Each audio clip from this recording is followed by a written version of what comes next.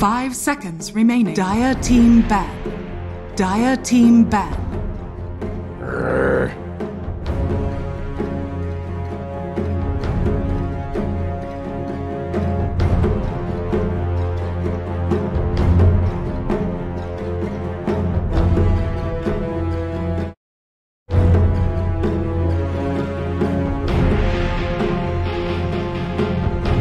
10 seconds remaining.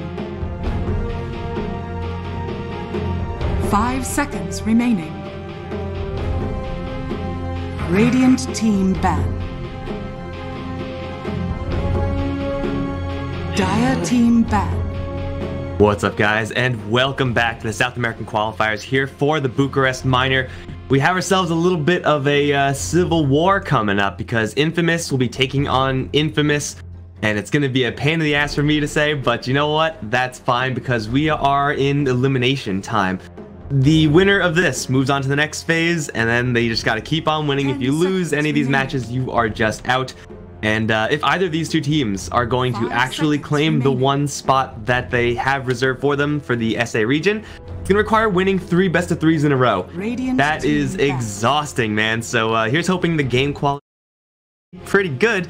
And, well, you know what? Knowing these two teams, I'm pretty sure that's all but guaranteed. I'm Mike Loris, going to be your caster for this entire day. Again, we got 3 best-of-3s in a row, one after another. So teams, whoever wins here is going to be just getting more and more exhausted as they move on. So keep that in mind. Should bad plays be made, should questionable decisions be made, you could always chalk it up to, well, we've been playing for 6 hours, maybe we're not at our best.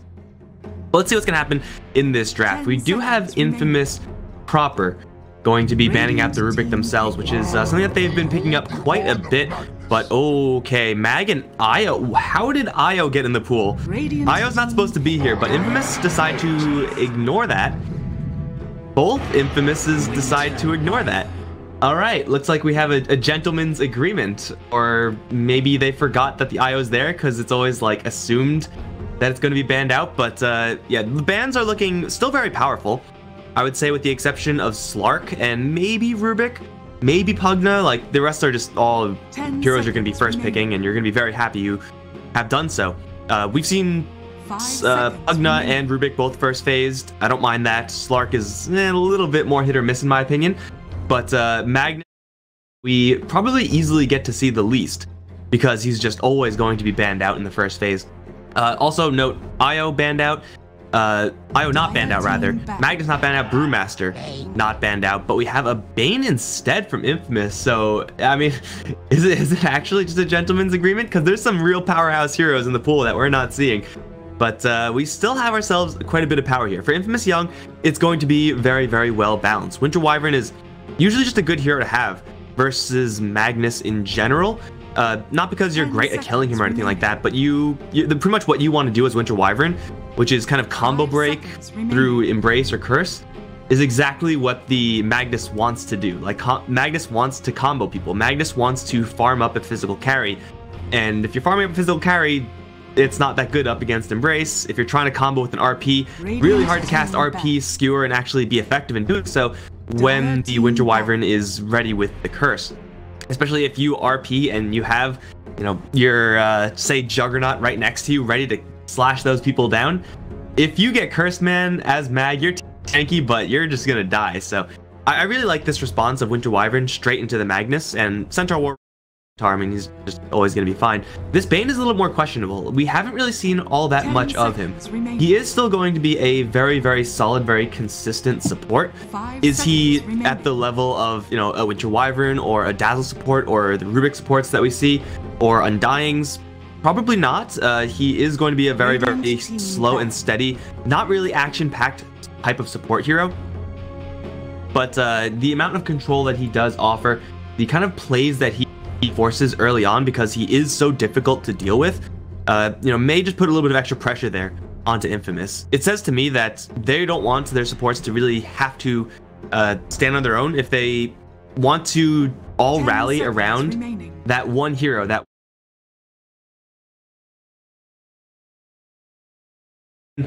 then that is going to be a reasonable strat for Infamous. I mean, that's kind of the strat that they've been implementing as we've seen them in their previous games. around Eternal Envy. So get Bane, just making sure that Envy has a decent time in that lane. Give Envy Empower at some point in the game and just let him farm things. It seems to be just like the MO of Infamous Gaming as a whole. Grimstroke also another hero that's in the pool. I would say like another hero that can do that very, very well. Like if you grab Grimstroke instead of that Bane, have him babysit the Envy hero, that could get a lot of work done as well. 5 seconds I remaining. can see that actually being pretty sick. I don't think I've seen Grimstroke mag because I haven't seen any mag because he's always panned out.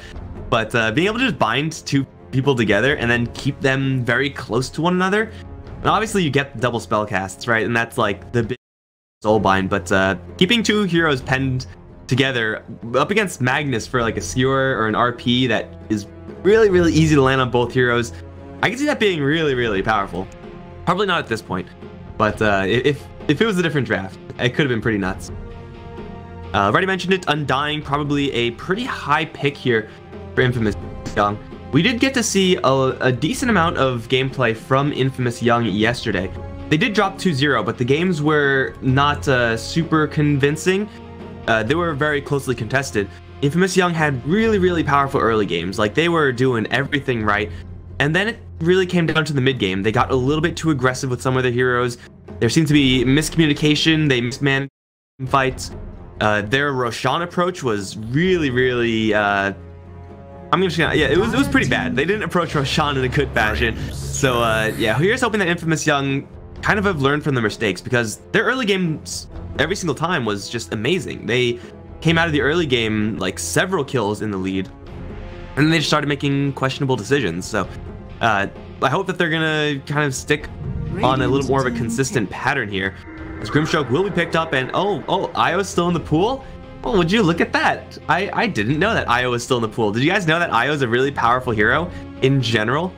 The only kind of awkward thing, maybe it's awkward, maybe it's not, is that Io Gyro is like the best combo, and Gyro Magnus with Empower, you don't get the cleave, but that's like, whatever, man. You still do extra damage, you're still overcharged, you're still going to be dropping bombs, it's going to be fine.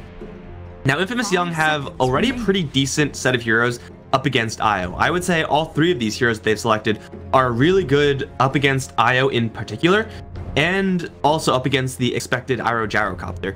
Again, keep them together. Winter Wyvern with the curse is one of the easiest ways to deal with an Io combo. Just curse the Io and usually Io doesn't survive. Centaur is not bad, being able to disengage or engage on an Io relocate, and of course Grimstroke has just all the answers in the world as far as answering that Io, because Soulbind is the easiest thing to land. Whoa, new hero PogChamp. Now SA is known for their slightly above average love of Pangolier. There are regions that'll never touch that hero, but SA is definitely not one of them. That being said, we haven't seen any Pangolier in this qualifier, and I want to say in the major qualifier as well. If there have been any Pangoliers, they haven't really been amazing, at least not like super noteworthy, but still a very, very disruptive hero. Really, regardless of what you do with him, how you farm him. The issue is that Pangolier is in a really weird farm spot. Usually Pango is going to be taking that off-lane farm position. You can apply a decent amount of pressure, and with your mobility, because of that swashbuckle, because of that crash, like, you don't die ever. And that's kind of nice, having a hero that just never dies. But Centaur also does that. So are they really running a Pangolier Centaur as their two cores? I'm not really sure if that's going to be the most powerful. Pangolier can do a lot of damage, but we very rarely see him build in such a way that lets him do that damage. Like, if you're playing Pangolier, I would say in a pro game, you're probably not going to be going like Javelins, Maelstrom, stuff like that. You can, we've seen that a lot, but it seems like a little more of a pub build. They need the damage output right now. Like, Centaur does only okay damage, so does Grimstroke. Pangolier, you kind of don't want to build that way, but you kind of have to, I feel, in this regard. I'm a fan of watching Pangolier. Hero is fun as hell to watch, but just he has a really awkward spot in his own team. I would say against Infamous, this Pangolier has a pretty decent position. Just being able to roll around freely, it just completely screws over the Bane.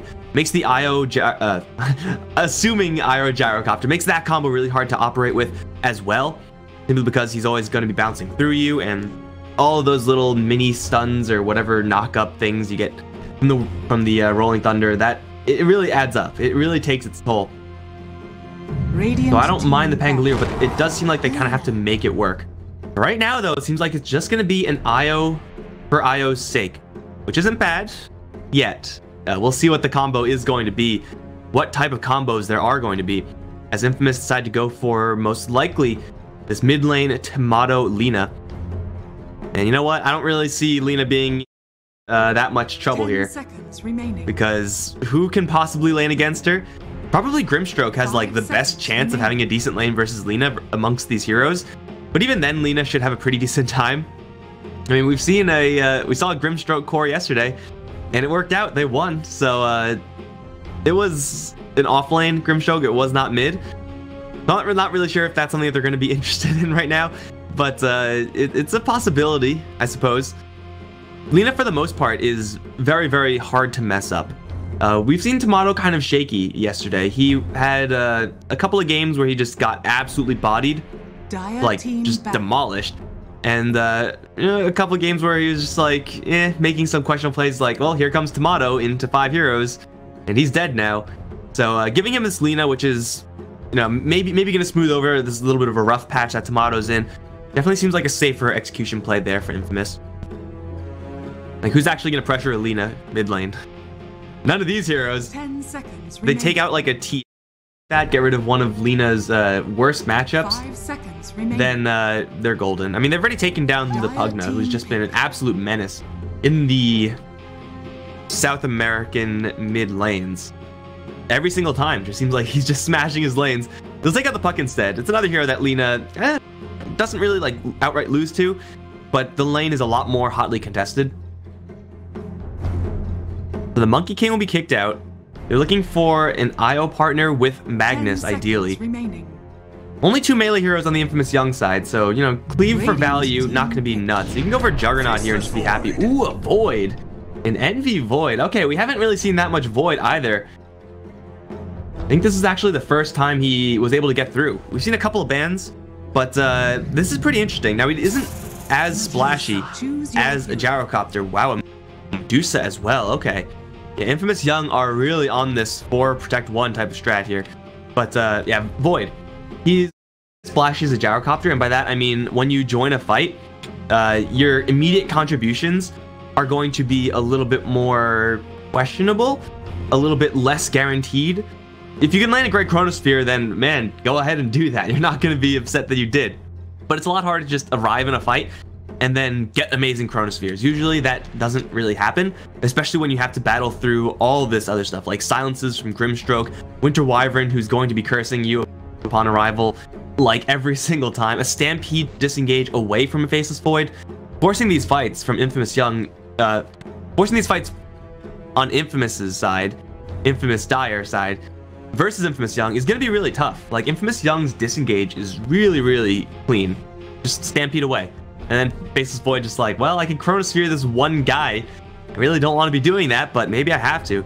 Really hard to catch Pangolier. Really hard to Chronosphere and kill Medusa, because she gets that Stone Gaze off, and she may be in the Chronosphere, but you can't actually do much to her. This Faceless Void does seem like he's in a decent spot synergy-wise. Lina outside the Chronosphere is really powerful. Mag is not as much so, but he has just all the time in the world at that point to set up, or even skewer people into the Chrono. We've seen that executed before as well.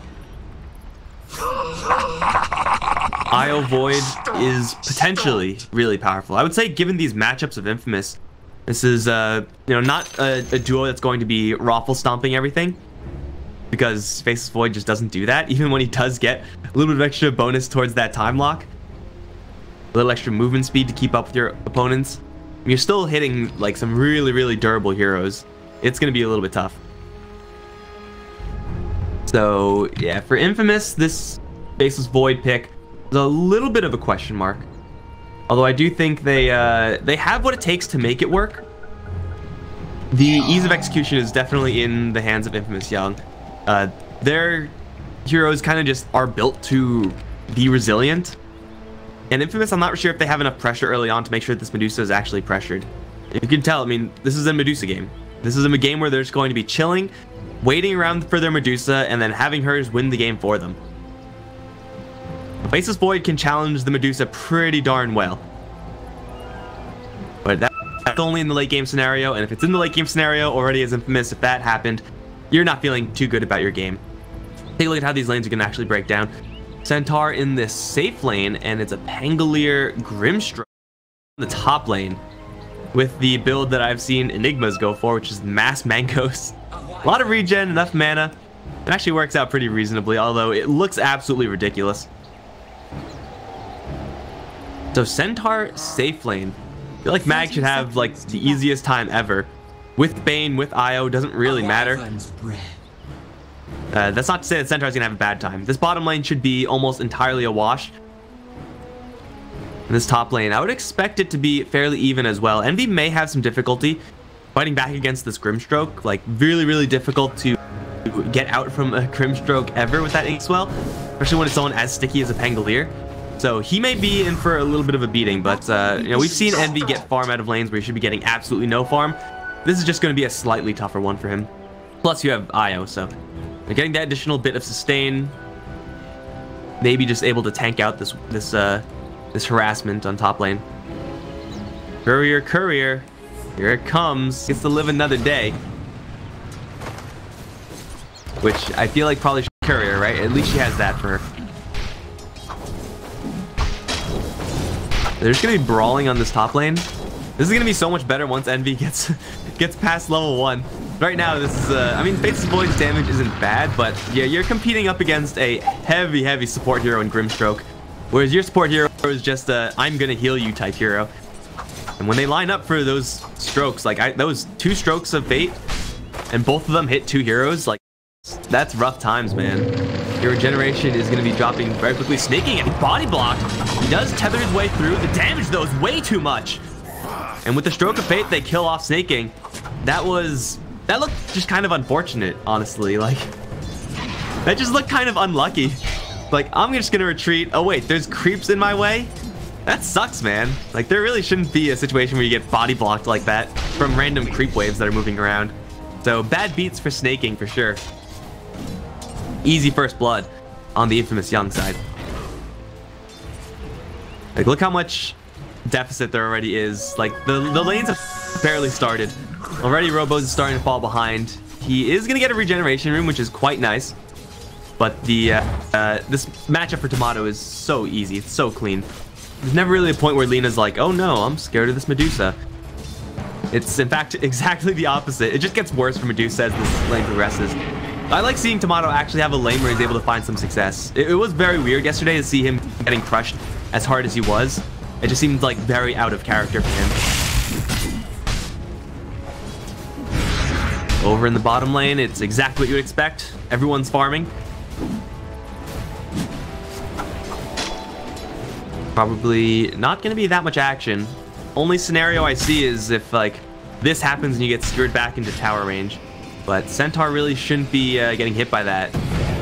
I mean, there it is, but that's not tower range. That still forces a TP. That's not bad. So the Centaur is just going to teleport right back to the creeps, chug down the salve. But for the amount of mana they expend there, to get a TP out of it, to get that free damage, that's some pretty value play from Infamous. Another 2-man stroke. EE is just going to time walk it off, but Whisper chasing forward with the stun onto Snaking Inkswell.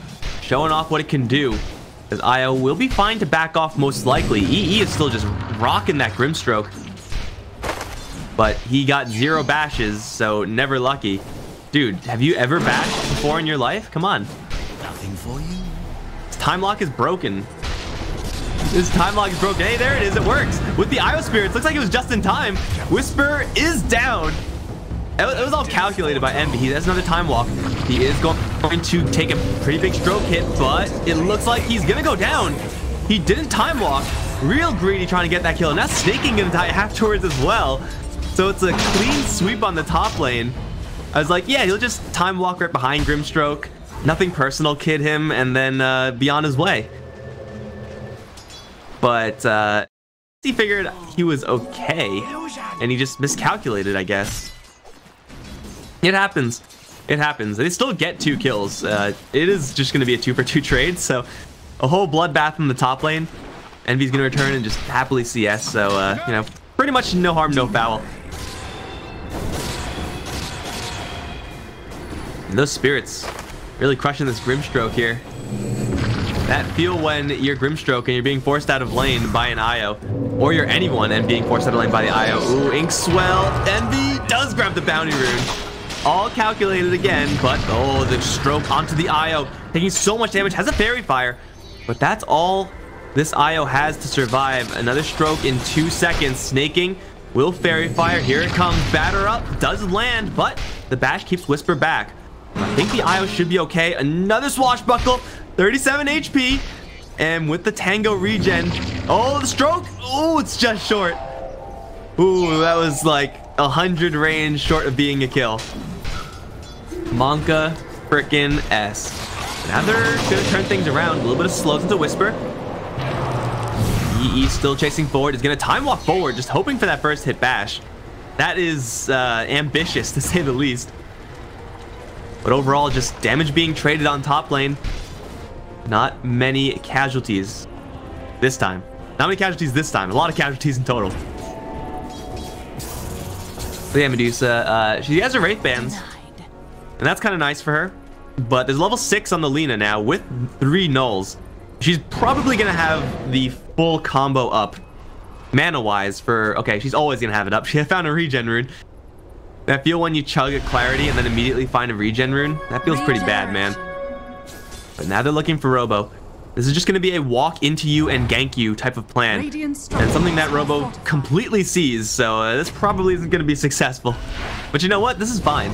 Usually if you move around like that as your offlane support, your offlane is going to be kind of punished. That's not really the case here. Mag doesn't really have much to fear in this bottom lane, so he's just going to be existing as per usual. And this lets Moose kind of move around wherever he wants. So much so, in fact, that they actually scared the Medusa cleanly out of the lane. Is now forced to go into the jungle. Jungling with 1 point split shot, 3 Wraith Bands isn't really the best thing in the world, but you could certainly do it pretty decently. You don't want to be doing this though. You'd rather be in the lane, and it just isn't a safe spot for him. Just running into Medusa in the jungle, just gonna walk right up. Bye, Medusa. We're just gonna walk by here.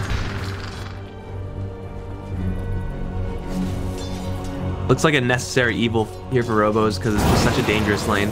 Like, look at that. Threw out a snake, so he's gonna get a lot of this mana back. A lot of it back. It actually did connect onto Tomato.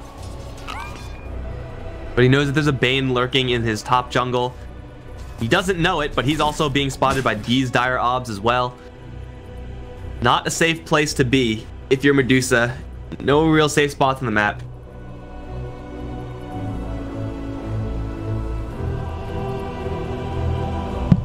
I like that pressure that the Bane is applying. I mean, it is like air quotes pressure because it's just a level 3 Bane. He can't really do anything to kill a level 7 Medusa. Not even close. Like, best case scenario, you block a couple of her camps. You get vision of her so that like a Invis rune Lina or something can do something afterwards. Oh, snaking. He's gonna get somebody Inkswell, but still alive. The Spirit is on him, the Phantom rather. And Whisper trying desperately to get the kill, but he gets bashed. And now the TP comes in, bringing in the heavy that is Tomato. Gets EE another kill, so Tomato probably not feeling great about how that went for him, but it's great for the team. Absolutely great for the team. Snaking just debating every which way as that supposedly soft and tasty IO. Middle tower is under attack. But this combo, Pangolier, Grimstroke, we can see how powerful it is in theory. Like being able to just run in, crash in, get into some heroes range, 1 or 2 heroes, and then get the Inkswell stun so you can right click afterwards. You can already see picked up that lucky shot already. Rip Heart Piercer, right? Unfortunately, just a little bit short. A little bit short that time. Okay, well this lane is maybe gonna get a little bit worse for the Magnus because there's a Vanguard on the Centaur, but EE is here. First hit bash, second hit bash, all calculated. RP dragging him into the tower, and they're gonna get a little bit of CS in the meantime because of that cleave. There is a Lina here as well, who's gonna be cleaning up. So Tomato finally gets his dues. That is an expensive rotation for 4 heroes to go down to the bottom lane, but ultimately all worth it. Like using RP and the Laguna Blade, that's fine, man, because you still have the big one, which is going to be that Chronosphere. Now, Robos knows there was a lot of heroes in the bottom lane that he now currently doesn't see. Is he going to be fooled by this? He does see Moose, who get a little bit too close. Chronosphere does land, but that's in tower range. Envy, I'm not sure about this one, dude. Time to leave. Schofield's going to arrive into an LSA. Actually picked up Enfeeble, so that's a... I didn't think this was the build for Bane. Status resistance reduction. Actually, that could be kind of sick, like with bashes. That could be kind of cool. And of course, you know, LSA, RP, stuff like that. Seems really, really narrow, but situationally really awesome. Oh, snaking. Gotta be careful. Phantom is on him now, but there is help. The Bane has arrived. Brain Sap Stampede is out. They just put the Pangolier to sleep, and Snaking somehow is still alive. He completely dodges those pokes from the Pangolier, and Envy now is going to get rolled in on twice. Has a time walk. He can't get it out in time. Had stick charges, but tried to time walk first. That's going to be a 2-kill on top lane as Centaur shows himself from bottom. A little bit of revenge for him. Dire's structures are fortified. Dire's top tower is under attack. It's an expensive loss there for Infamous. Like, losing your Faceless Void ever really sucks, but ooh, maybe this will make up for it because there's a haste rune on Lina. Immediately there goes the Grimstroke, and Whisper is going to cower in the trees. Does have a TP, but so he does jump through. Is there an RP? Oh, 6 seconds. Feels bad, man. Pepita just a couple seconds off from getting that kill with the RP. That's another 4-man rotation up towards top lane. And that, of course, means that Centaur's chilling on bottom tower, taking that retaliate damage, and probably going to fall here to Centaur. It will. Even mid lane. Maybe not quite as much damage on that tower, but still, it's free time for the Medusa where no one's on him. Like, at least they get these kills, but... move around with that many heroes, you kind of need to get more than single kills on random supports. That's just not good enough, man. They do have that other RP now.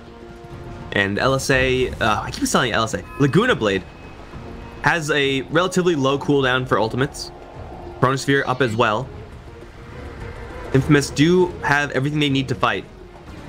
And make no mistake, even though they do have Empower and an IO, Faceless Void, Lina late game, it's all really powerful. They are kind of the ones who have to apply pressure to this Medusa. Sitting back and farming doesn't seem like a winning prospect over the super long term.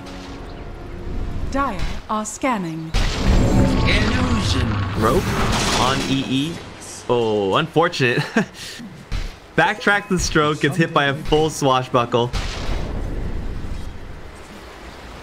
Yeah, I'm actually surprised that they were able to change this description in this ability to this ability name. Dire's middle Are my tower expectations is for under Valve attack. too low? Perhaps. Perhaps they are. Shadowblade. Tomato actually shows off the Shadowblade build. That's... I mean, we very frequently see, like, probably Slark getting Shadowblade the most. Usually it's just nothing in his inventory, at least, you know, just boots and wraith bands and whatnot. And then suddenly he has that that Shadowblade. So now Infamous Young will be probably aware of it and will be purchasing detection. Not doing it yet, but yeah, the fact that he just showed it off there, this doesn't really help you that much. This is 20 attack speed. Is that really worth the element of surprise? Probably not.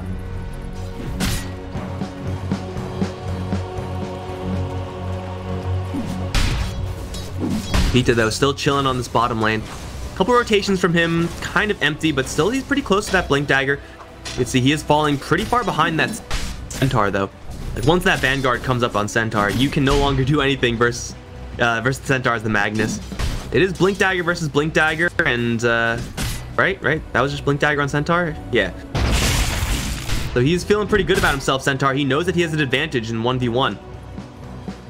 But it ain't gonna be 1v1 because Magnus being dishonorable is not gonna take the duel. He's gonna call in some help. Shameful to spray. Here comes the Lina. LSA to land, and with the Laguna Blade in their back pocket, That's a dead Centaur. Skewer him and down. Back up. Whoa, okay, they even relocate. I think maybe Infamous expected more heroes to come in and back that Centaur up. It's not really super costly. It's mostly costing the fact that they just don't have relocate now. And Winter Wyvern caught, but oh, EE gets disarmed. They still get the kill. Now EE's got to get the hell out of here. Whisper is just rolling around. There aren't that many hillsides to bump into in this area anymore. And now the grip. You've wandered into the wrong neighborhood, Pangolier. Was getting caught part of your plan? It shouldn't be. Now they're onto Grimstroke as well. Oh, yep. Okay, they still got him. The Nightmare lasts forever. They have an LSA, and they're not going to miss that one. So they got him. That's what's important. That's a 3 kill for the Infamous side. For Infamous Young, they are just trying to get space for their Medusa. Fighting with that skeleton crew at all. That's a really kind of expensive decision. They knew that there was a relocate coming in, so they could expect the IO to leave, but EE stuck around.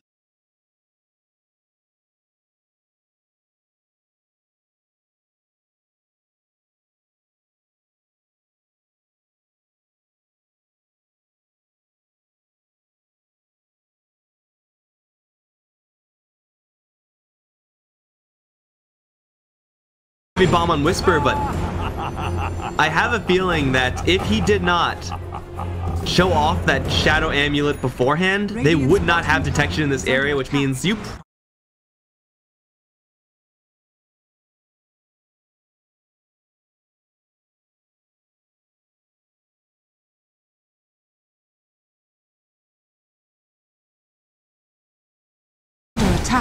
They'll get a tower.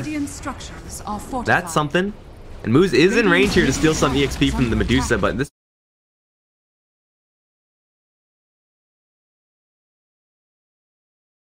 Get this kill. They don't have enough damage with these heroes. Okay, are they gonna... Yeah, they're yanking the Lina in. Here comes the Nightmare. And the relocate. LSA.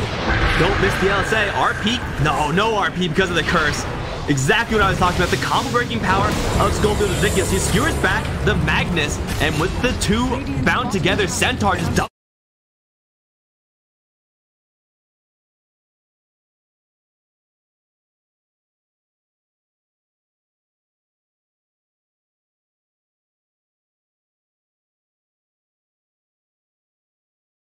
Would have meant almost for sure a dead Medusa. Although Centaur goes in a little bit too far. That embrace again. Although this time there's a Chronosphere. Envy is behind him. And he's going to try to go for this Winter Wyvern. Is going to grab him and dodge Hoof Stomp, but straight into the Rolling Thunder of the Pangolier. He's going to take quite a bit of damage here, but he should be able to time walk most of it back. Now the reinforcements onto the Centaur Warrunner. Another LSA to land. He's going to fall. Chasing after Whisper now. EE. Is he fast enough to actually catch up here? With the shuffle down to the low ground, I doubt it. Whisper should be free and clear, and he will be fine. Ultimately for Infamous, that looked really bad, but they kind of salvaged that situation as Infamous Young chased a little bit too far. What does Envy have? Just value stats, man. Is there... Okay, his courier died. I don't think there's no way for me to actually see what was on the courier. I don't think it was anything huge. It was delivering to like Magnus and Bane. I don't think it was anything important.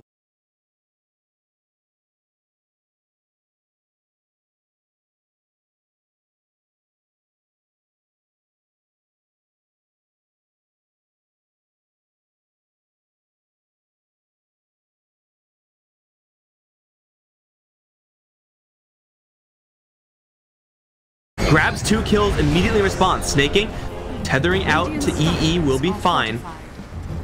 A 2 for 2. I think slightly benefits Infamous Young there. Yeah, about 400 gold worth. That Medusa showing up, man, but this is definitely yesterday. Tomato had a really rough day yesterday, and this time he's just being set up by all of his allies.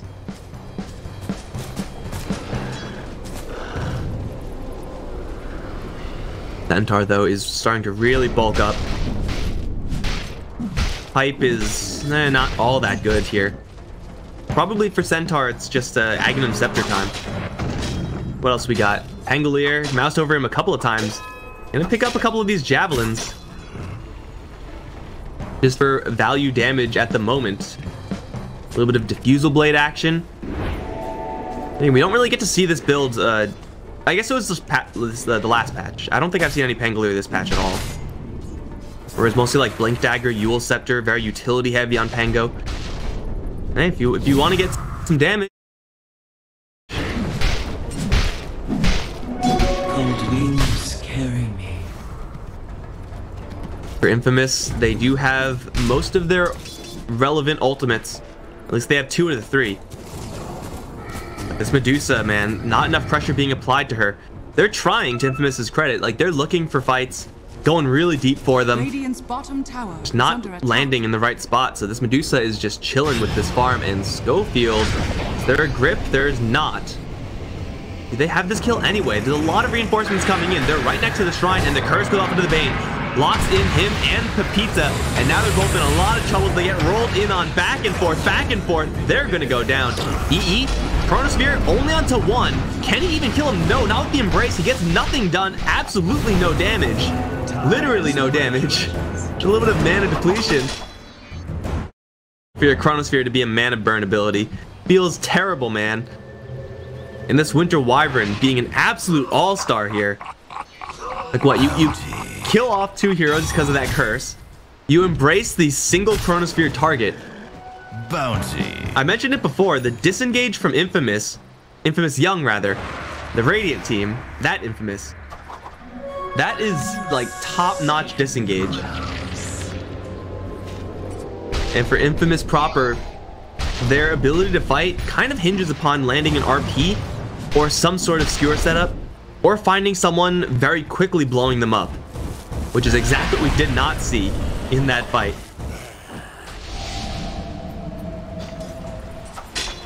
Here comes the stealthy Lina. A little bit short on mana. She does land the stun. Needs the Laguna Blade, but the Phantom comes in. With the right clicks, though, Lina is just short. Okay, that... Whoa, look at him go! Did you see that? He was, like, tripping out there. I didn't know that happened if you gripped the Pangolier. I mean, I knew he stopped. I didn't know he freaked out like that.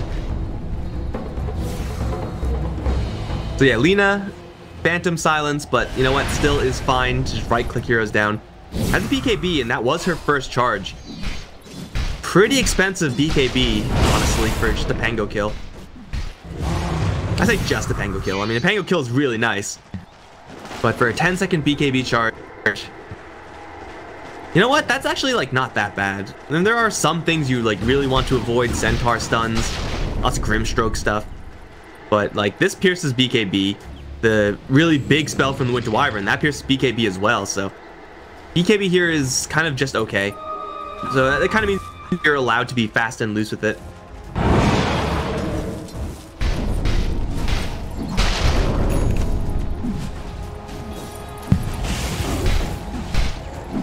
Vlad's on the IO. Mech Vlad's Glimmer Cape Heart.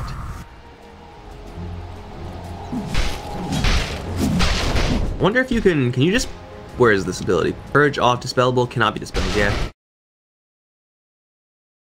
Through traditional dispel means. Looking at Guardian Greaves potentially for the IO, but I guess not. RP, love that lack of hesitation from Pita.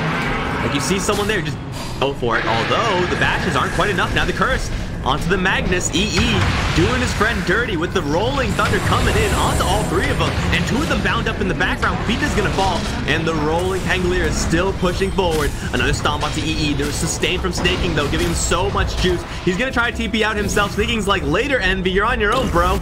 And Envy is okay with that. Puts up a wall, right? You just force them to go around the dome.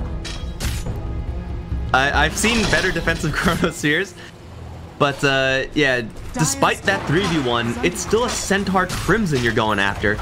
You need to just get like infinite permabashes if you're gonna kill him off, and Envy just doesn't have that amount of attack speed at the moment. Plus, Young just coming in super quickly. Now it's gonna cost them their bottom lane. But you know what? They're gonna get a top tier 2, so even towers so far, but they're not done yet. This Medusa with that Dragonlance, I have Scotty, she's really dishing. And with no RP, no Chronosphere, what do they have to actually kill off this Lina? LSA lands, no response so far. They do drag her really far in. They need permabashes, but she gets the Stone Gaze off. Gonna be a lot of petrification in the background as Tomato's gonna cheese out Whisper. Does grab him. Another LSA onto the Medusa. She's running out of HP really quickly. They'll take down Robo, ending a 5-kill spree. Bash, never lucky. Envy. Whoa, that was 4 hits, no bashes. I mean, I guess that's still kind of EV, but damn. Where are your bashes, dude? Practice on this hero. Okay, there's the bat. He gets like a triple right after. Figures, right? It always happens like that. No bash, no bash, no bash. Irrelevant bash? Yes, here's your irrelevant bash. Blink, Skewer, and Medusa making that play with no Aegis is costly. And I mentioned in the draft before, the biggest weakness that we saw from Infamous Young in their previous matches from round 1, their mid and late game really falls apart compared to their early game. I'm not saying that that's what's happening. I'm not saying that that is what's going to happen. I'm saying that that is something that we should all watch out for, because that has happened in the past. The Infamous proper, no huge AoE abilities there, but still good skewer management. And hey, Guardian Greaves actually going to be picked up by the mag. They have Guardian Greaves and Mechanism. I feel like this probably shouldn't be happening. Guardian Greaves is really nice up against the Pangolier now. You get anti Eye of Scotty, you get rid of this effect. That's kind of cool. Stroke slow, and just like a handful of slows here and there. But someone messed up here with their items. I don't think that's worth it, man. Envy hunting once again. But again, they're going into this position where there's a shrine right here. So like yeah, you could go for Grimstroke and you may get him, but you know that there's going to be a fight afterwards because of that CP location. Not really sure why they're that deep. I mean, maybe it's just to buy space for Tomato on top lane, but he's just going to get obliterated by that Centaur Pango combo. Disarmed as well. Once he's undisarmed, the right-clicking will continue. Ooh, and Snaking does have the Aghanim Scepter tether upgrade now, so this is pure damage. Sometimes pure damage. The LSA is going to be off, but doesn't matter. Just going to right-click, rush him down. Yo, LSA is a bait, man. Like it was a debate the entire time. I'm not sure if that was a pure damage Ags Laguna at the time. What else do they have? Isn't it like Empower and Aura? Isn't that? But Shockwave is upgradable by Aghanim Scepter. I am wrong, apparently. That must have been really new. This is just a lower cooldown. If you could somehow make it so that when Envy casts Chronosphere, he is tethered, that would be pretty nasty. That would be really nasty. And again, you lack this consistency in this particular game that you would ordinarily get if you were with a Gyrocopter, who just, you know, gets that side gunner, is really happy about it. But you still have some pretty explosive ultimates that you can upgrade here. Here are the IO. Radiant's top tower is under attack. Look at this move from Infamous, though. Still just chilling in the enemy jungle. Kind of far apart from... They do have that relocate backup if needed. What play are they going to make?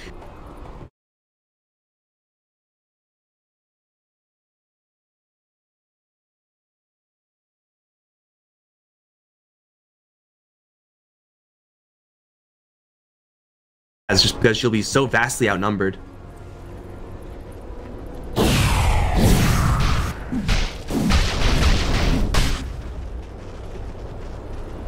It doesn't seem like Infamous are really interested in making such a play. They can just, you know, lock down like all 3 of these jungles. I don't know why that drawing on the map is so bad. Like, just lock down all this farm space in the jungle area, and of course bottom lane and mid lane. Not really a super hard contain, because Infamous Young can still poke out and get some gold, but their farm rate with this Faceless Void, Empower, now an MKB, pretty nasty. He is going to trip a sentry, and looks like that was actually a dark green ping, and he's going to find himself a free Pango, but there's a disc here, so the disc is immediately going to be popped. And Stampede, it's gonna help a little bit, because I think it is Ag. No, not yet, actually. RP goes off onto the Medusa. Here comes the Lina. The curse is almost gonna help, but the Lina is outside of that, and it's gonna drop bombs onto Robo and the Courier as well. Robo is stunned forever, has so far no damage, but now with the Stone Gaze out. Petrification onto 3, and she tries to focus down onto the Lina. Centaur and Grimstroke should be able to take care of her. The grip from behind. Moose is gonna hold back the Medusa, and they do make that trade.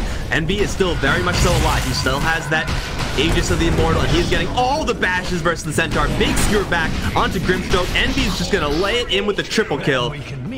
And Tomato, definitely the hero of Infamous there, valiantly gives his life. Valiantly gives his life so that the Medusa can kind of handle, that Medusa situation can kind of handle itself. Radiant structures are fortified. It's not to say that Snaking or Moose played their job poorly. They did exactly what they need to do, especially that Bane. But BKB Lina just distracting so many heroes. Whisper is just freaking out in the corner. What was that? There's still a Faceless Void on his tail, though disarmed and not quite fast enough. Disarmed again. Man, these rolls from Pangolier are quite nice against Envy so far. But he does have to be careful because Blink Skewer is still a thing. Whisper, if he gets caught with that, he's just dead, man. This time, no disarm. I mean, it's not really going to save their racks either way. This is pretty much forfeit. There goes the bottom lane. And now it's time to slide into all these other lanes. Aegis has been reclaimed, so no more of that. Take a look at these timers. 20 seconds, 13 seconds, Laguna up. Most likely for Infamous, pushing their advantage as far as going in for another set of racks. That's a little bit too much. They have easy access to the shrines now. Plus a tier 2 on top lane, which is probably a free objective.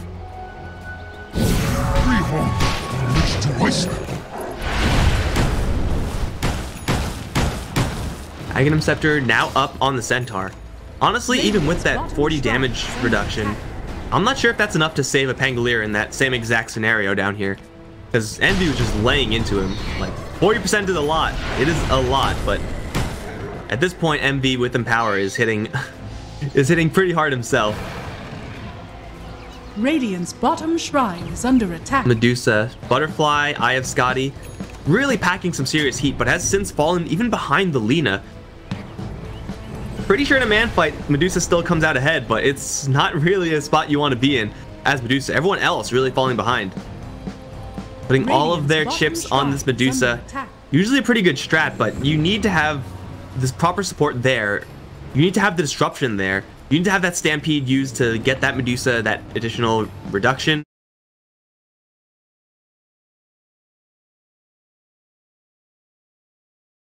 And to start that fight off by trying to save not the Medusa, the Pangolier, not a good way to start that engagement.